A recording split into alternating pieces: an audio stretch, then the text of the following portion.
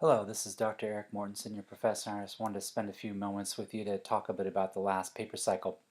So I gave each one of you, individual feedback, both in the text and in the small summary to the side of the panel.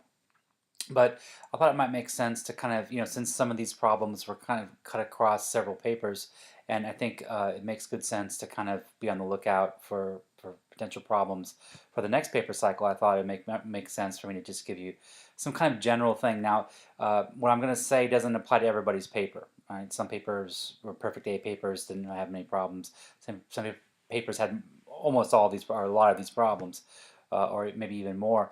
But what I'm giving you is kind of some of the basic problems that I encountered, as well as things to sort of again pay attention for going forward. Okay, so first of all, I think titles. I mean, you probably almost every one of you got a little comment. Title, boring title, give me a title, descriptive title. Uh, the title is the first place you have to influence the reader. It gives you a chance to get their attention, and it gives you a chance to kind of give them a sense of what the paper is about. So, a paper that says paper two, or paper one, or code switching, you know, okay, yeah, the paper's about code switching, but it's not very exciting. I mean, you wouldn't go to see a movie called Code Switching, right? You got to come up with something a little bit jazzier. Now, I know it's hard. I mean, it's hard for me. I've published books and articles, and the title sometimes it comes easy, and a lot of times it doesn't. And I'm not looking for the greatest title ever, but I would like to see you trying, you know, trying to come up with a title, a better title as much as you can. And for those of you who think, well, title, I'm never going to, well, why am I going to title a paper again ever? Probably never. Yeah, but you'll be titling email subject headings, right? And that's important. I mean, you want to get someone's attention. Same idea. You want to get their attention, but give them a sense of what don't mislead them. I mean, give them a sense of what actually the email or the paper is about. But titles are very important. So, it's a skill worth working on. Okay, in terms of the edits for the revision, I thought most people did a pretty good job. Remember, I was making comments, general comments on the side panel, but I'm also have in-text comments and bubbles. Um, those. I mean, you don't have to agree with everything, of course, but I've spent a lot of time doing this. Um, these are problems I see all the time. I mean, if I'm making a point of it, it's probably an issue. You don't have to have perfect grammar, spelling, and everything, to get an A. That's not the case. But obviously, you want to do the best you can. You want to learn how to fix mistakes. You want to get better. You want your writing to get better. So, run the spell check. Have someone else read it. Go to the Writing Center. I included a link um, on the announcements page to the Writing Center consultant.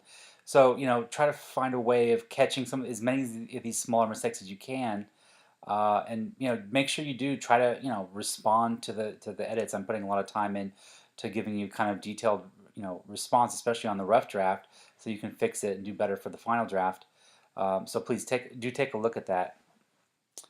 Okay, so the other big issue that I noticed was making sure you read the prompt, and that came up quite a bit.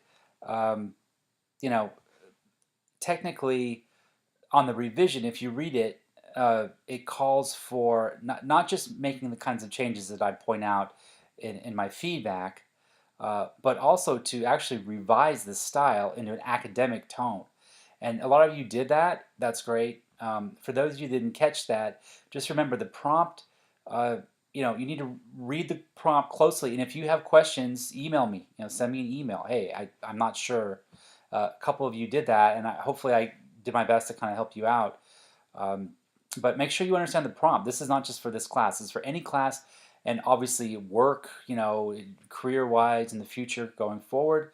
You're gonna make sure you know what you're supposed to be doing. Right. That's the main thing. Um, to that end, if you read the prompt in both of these drafts, the focus was supposed to be on code switching, right? That's the focus. And I got one problem I have with some papers was that I got a really good story. They're really good stories, but they weren't necessarily linked up to code switching. Or if they were linked up to code switching, code switching kind of came in at the end. Oh yeah, this was code switching. Okay, but think about your reader. I mean, now obviously you know that I know these readings. I'm putting these readings up there, but try to think for a slightly larger audience than just the teacher, right?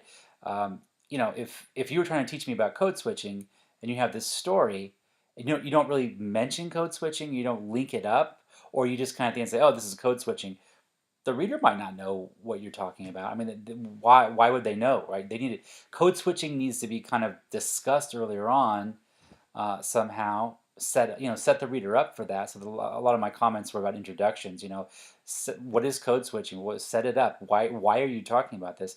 And then at the end, kind of wrapping that up. Okay, this is why this is important. Code switching. Re-emphasize that. And when it comes to your examples, linking those examples to code switching. I mean, it's not. I mean, I get how if you're a native Spanish speaker, I get how going from Spanish to English, English to Spanish is code switch. You're right, it is. But sometimes it's just a matter of drawing that clear connection to the reader. Even though it seems obvious to you, it might not be obvious to the reader, and you need to kind of just state some of these connections, right? And that's something important for going forward as well. Because we'll get to evidence. Your body paragraphs. You'll be doing argumentative essays. You'll be presenting evidence and then analyzing that evidence, and that's very important. So this is what we're talking about. Your evidence here was your story, and your analysis was making it linked to code switching. That's the focus. Yeah, introductions and conclusions. Some people, there's a few people had problems with this, but some to pay attention for everybody. The introduction, that sets up the paper. What is it going to be about? Why should we care? What's your thesis? A framework for the paper so the reader understands what they're getting and why. And some of these papers, I noticed that we just kind of jump right into the story. Now, if you come back a paragraph later and it can work, but you have to kind of give the reader some sense of where this is all headed and why you're reading it, right? Otherwise, they're just going to be lost. So an introduction is very important. You don't, typically try not to include a lot of evidence or material or argument in the introductory paragraph. In the introductory paragraph, you're just kind of getting things started, laying out the foundation, and then you can kind of talk more about it. Conclusions, same thing. I mean, this is a spot for you to wrap things up and make sure the reader understands what it is you want them to get. And then what are the payoffs here? Why did you tell me about code switching? Why did you tell me this story? What's the larger implications? Why does it matter to me? Why is code switching so important? What should I learn? What's the moral? These kinds of questions should be sort of conclusion questions. So if you didn't have a conclusion, or if you kind of had a sentence or two, that should really be developed into 3, 4, 5 sentence conclusion. It's a legitimate conclusion. And a lot of people were, barely into the second page, or kind of 1.5 pages when this was 2 to 4. So you had more than enough room, right, to add a little bit more. Okay, well, everyone's still on track. Everyone passed. Everyone's doing okay. If you don't understand the comments or this video, or what's going on, or or whatever, contact me. Send me an email. We can talk, and we can kind of hopefully clear that up. If you did do well and you feel good about your grade, that's great. I'm happy for you. Just make sure you understand what you did right going forward. You don't want to get in a situation where you do well in one paper and you think, okay, you go to the next paper and something happens, right? So you kind of want to make sure you understand either the problems you're having or the successes you're having, so that you can make sure you succeed going forward. Again, I'm available. Send me an email if you have questions about the paper, questions about the upcoming papers, assignments. We can talk about that. Yeah, good luck. We're solidly into the course now. That's good. Everybody, like I said, everybody's on track. Everybody that did the work, your writing is acceptable. I mean, you should do well in the course. You just got to some people need to make some adjustments, but that's what we're here for. All right.